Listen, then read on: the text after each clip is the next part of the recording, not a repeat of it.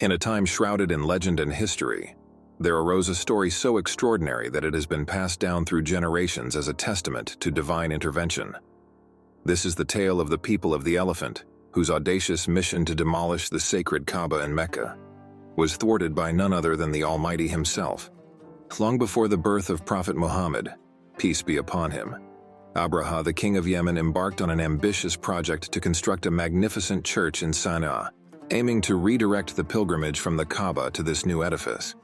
The Arabs called it Al-Kulays because of its great height, and because if one looked at it, his cap would be in danger of falling off as he tilted his head back.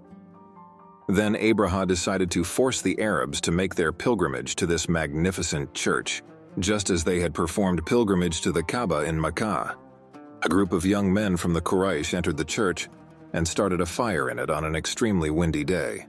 So the church caught on fire and collapsed to the ground.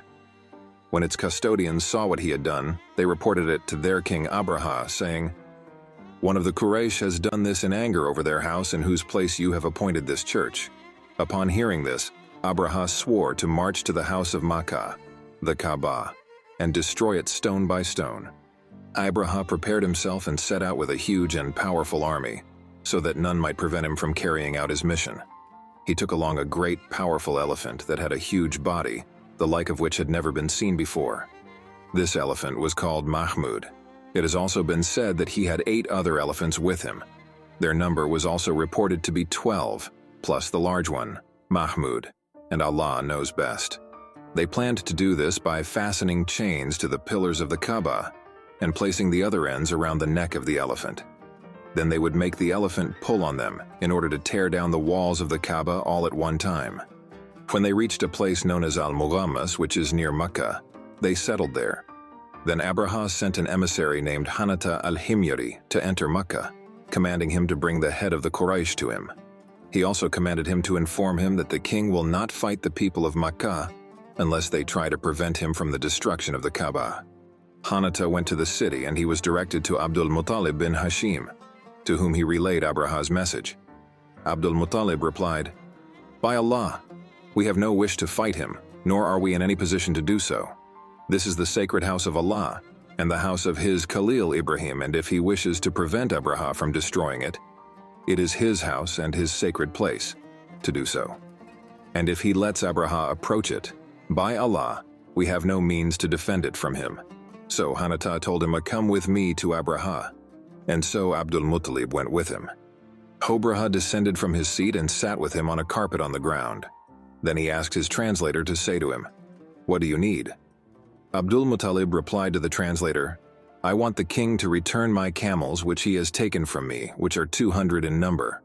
Abrahah then told his translator to tell him, "I was impressed by you when I first saw you, but now I withdraw from you after you have spoken to me.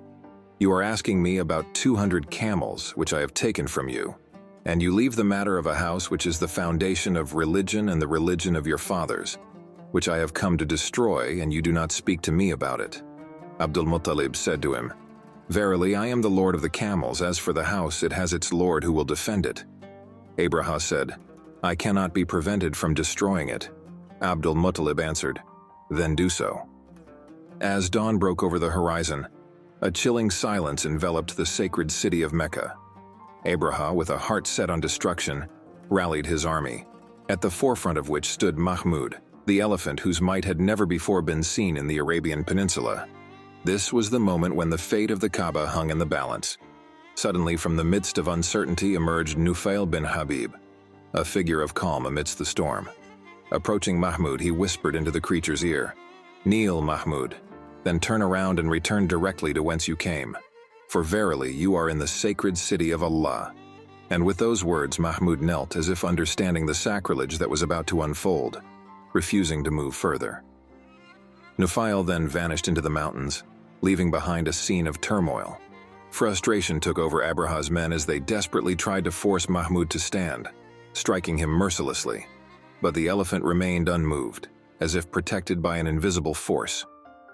It was then that the sky darkened, not with clouds, but with a horde of birds emerging from the sea, a sight so ominous that it sent shivers down the spine of every soldier. These were no ordinary birds. They were like swallows and herons, each carrying 3 stones the size of chickpeas and lentils, 1 in each claw and 1 in its beak.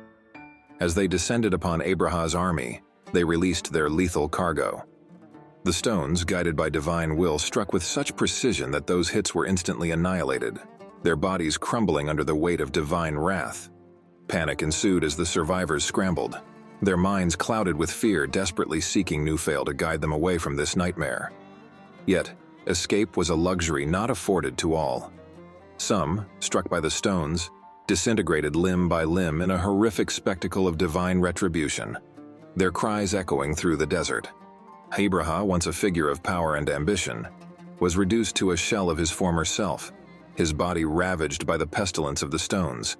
His soldiers watched in horror as their leader, the architect of their doomed mission, fell apart piece by piece, his flesh rotting away until he was no more than a husk. By the time they reached Sana'a, Abrahah was but a shadow, a stark reminder of the folly of challenging the divine. It was said that he did not succumb to his wounds until his heart, poisoned by his own hubris, burst forth from his chest. This horrifying end of Abrahah and his army serves as a powerful lesson on the might of the Almighty and the sanctity of his sacred sites.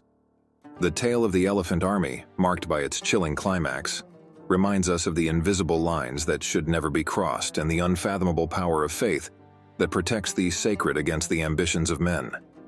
Share this story. Let it be a reminder of the strength that faith holds and the profound truth that some plans, no matter how grandiose, are never meant to succeed against the will of the Almighty.